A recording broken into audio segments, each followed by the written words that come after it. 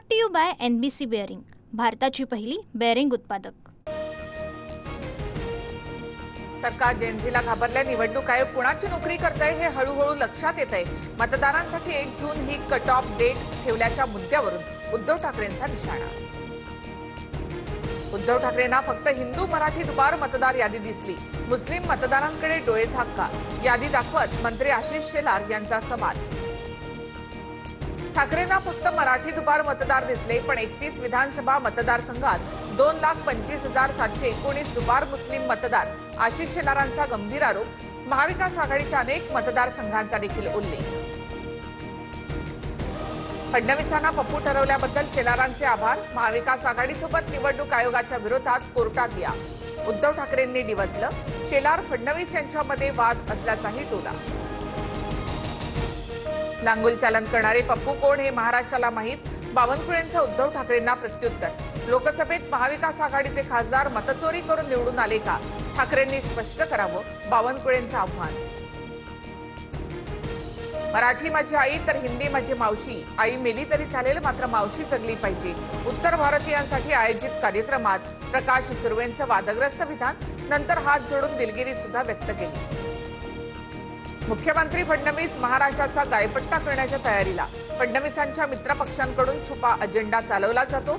मराठीवरून सुर्वेंच्या वादग्रस्त विधानानंतर हर्षवर्धन सपकाळांची टीका।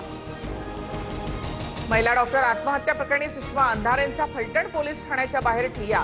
एपीआय तेजस्वी सातपुतेंनी संपदाचं खच्चीकरण केल्याचा आरोप। सरकारने एसआयटी नेमलीच नाही, अंधारेंचा दावा।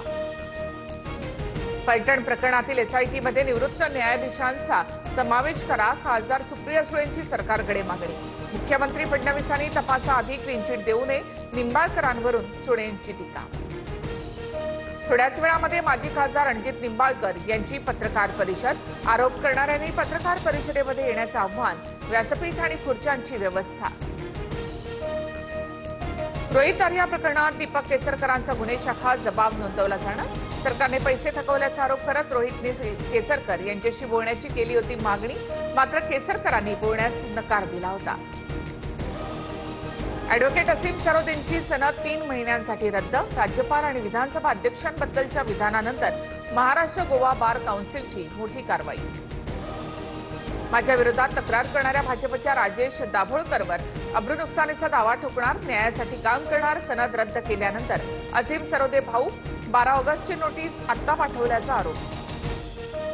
असीम सरोदेंवर कारवाई होते, मग धमक्या देणाऱ्या गुणरत्न सदावर्तेंवर कारवाई का होत नाही, काँग्रेस खासदार वर्षा गायकवाड यांचा सरकारला सवाल।